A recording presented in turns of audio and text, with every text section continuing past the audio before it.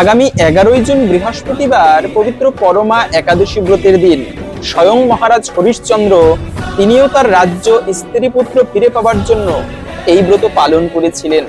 তাই অত্যন্ত শুভ এই একটি পরমা একাদশী ব্রত প্রতি বছরে আসে না, 3 বছর পরে পরে এক একটি পরমা একাদশী ব্রত আসে পুরুষোত্তম মাসে। তো সেই পবিত্র একাদশী ব্রত আগামী 11ই জুন বৃহস্পতিবারে পড়েছে।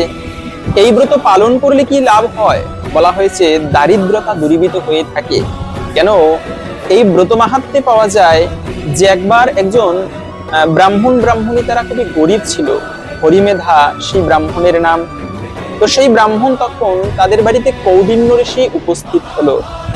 ঋষিবরকে তার স্ত্রী প্রশ্ন করলো, ব্রাহ্মণের স্ত্রী সেবা আদি করে, যে ঋষিবর, আমরা খুবই গরিব, আমার স্বামী ভিক্ষা করেও ঠিকভাবে ধন সম্পদ প্রাপ্ত হতে পারছে না। তখন সেই ঋষি বলল যে তোমরা একটা কাজ করো, ধন প্রাপ্তি হবে, তোমরা পরমা একাদশী ব্রত পালন করো।